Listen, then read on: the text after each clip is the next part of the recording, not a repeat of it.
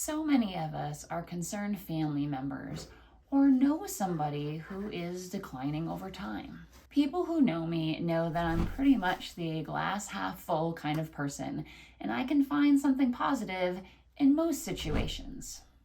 That being said, we are aging. I see it in myself, I see it in my loved ones and my patients. I saw it in my sweet daddy, who went through a pretty rough decline in the throes of Parkinson's disease before he passed away almost 5 years ago. If that's happening for you or your loved one, you're in the right place. I'll walk you through the basic steps that I would take if I were concerned about a loved one, or if you were in my office consulting with me about yours. So let's talk about a framework. We want to set and establish an understanding. One, is there a problem? It's really hard to know if there's a problem or not. Everybody's aging, you've never been this age before, everybody has their personal strengths and weaknesses. So we want to understand, is there actually a problem that's not related to normal aging? If there isn't a problem, well then there's great research on what we can do to optimize aging. And I have lots of videos in this area. If there is a problem, then we want to go to the next step, understanding, well, what's causing it? Once we know a cause, it can lead to better treatment options, ways to understand what might happen into the future, and ways we can cope with the problems to optimize health and experience better quality of life. So in order to use that framework, we're all about data collection. So first, as the loved one, please document your observations and concerns. It's much better to have specific examples rather than this vague sense that your loved one just isn't doing well. Note the date, what you observed, and why it's concerning if it's not obvious. You can be as detailed as you like in this step. Next, if possible, talk to your loved ones about your concerns. Listen to their reactions. Understand if they're open to what you're saying, maybe they even have the same concerns, or if they're not open, if they don't see that there's an issue and they're shutting down the conversation. In that conversation or in separate conversations, listen closely to whether or not they have any complaints.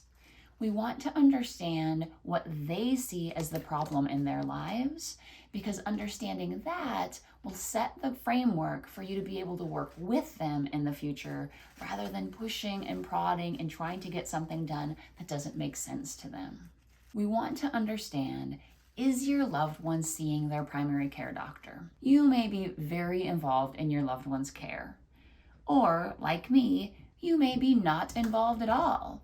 Living 1,500 miles away, I didn't know their primary care doctors or really know much of their health history. Understanding whether or not your loved one is seeing their primary care doctor is crucial. This is the front line of care and a great way to start to understand, is there a problem, and rule out common modifiable reasons or causes of problems through basic things like blood work and urinalysis. If you want a specific list of what the primary care doctor may want to rule out or what tests they might want to run, I have a video that you can watch on talking to your doctor about memory concerns. A primary care doctor's office is also a good place to have your loved one undergo a cognitive screen, which can give a brief snapshot in time of what does it look like in terms of brain functioning, and it may trigger referrals for other types of evaluations. Now, before or during your loved one's appointment with their primary care doctor, you want to make sure that the doctor has all the information.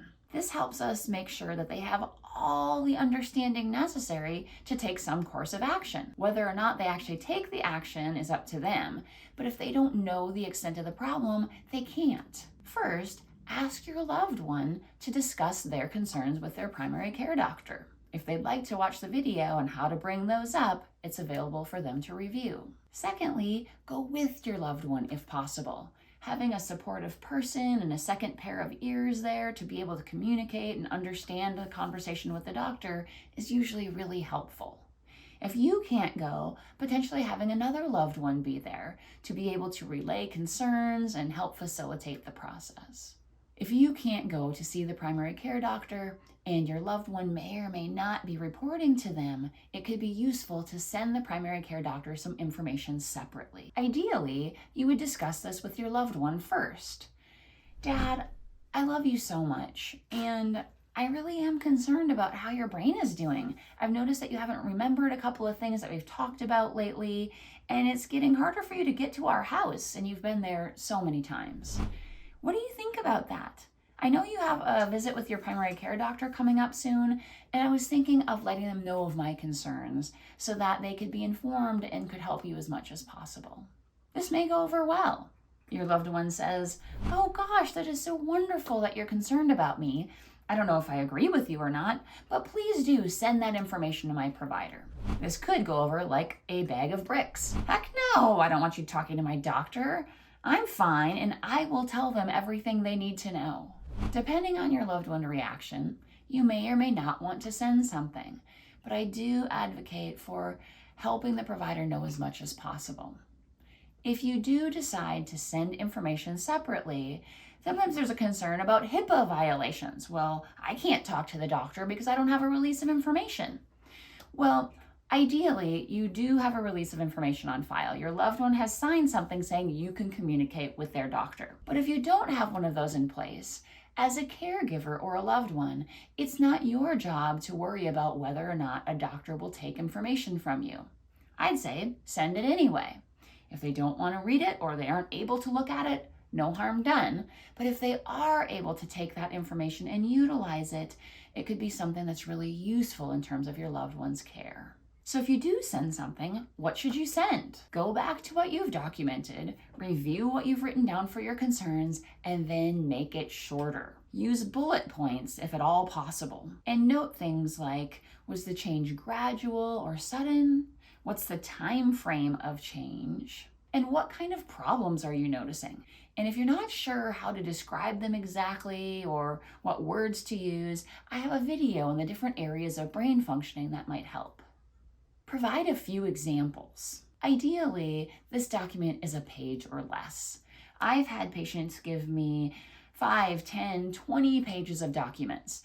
And although I did dutifully go through them and try to understand what were their main concerns, this is very difficult and not all providers might have the time to do that. After the visit with the primary care doctor, ask your loved one what happened and if there's going to be any follow-up. Ideally, if there is evidence of a problem, your loved one's primary care doctor would have talked to them about referrals for further data collection.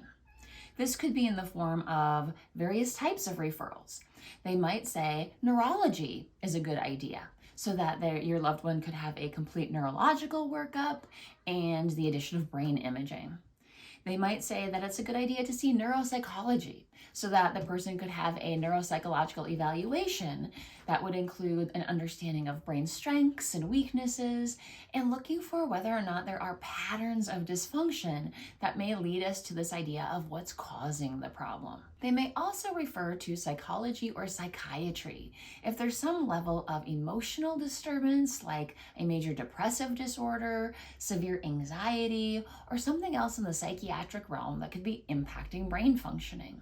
If you're not sure which type of professionals might be able to help your loved one, I have a video for that. You can look to see which doctor does what and which one might be most helpful. If you're not familiar with a neuropsychological assessment and you want to understand the process and how it might be useful, I have a video for that as well. If the visit to the primary care doctor got you nowhere, there was no concern, there were no discussions about any problems your loved one might be having or what to do about them, don't despair. You could try talking to your loved one yourself about further data collection opportunities. This is where you want to go back to that idea of what is your loved one saying is wrong?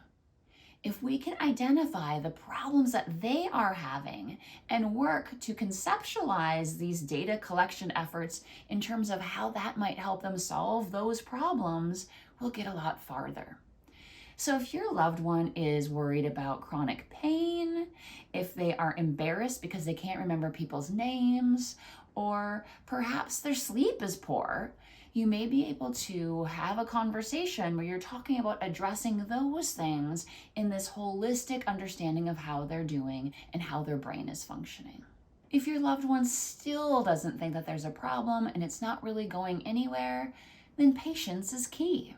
Continue to document your observations and your concerns, but then shift to this idea of promoting interventions that we know can help cognitive functioning.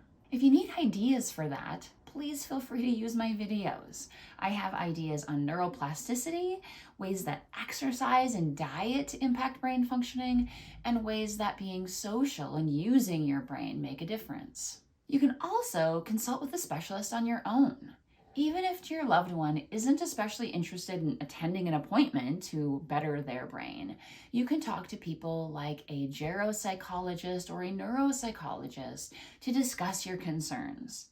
They will not only be able to help you manage your own stress about the situation, but may have really helpful ideas on how to support your loved one and how to move them in the direction of getting services that can really make a difference. I hope these ideas were useful to you and your loved ones. If so, please feel free to share them with other people that you think might benefit.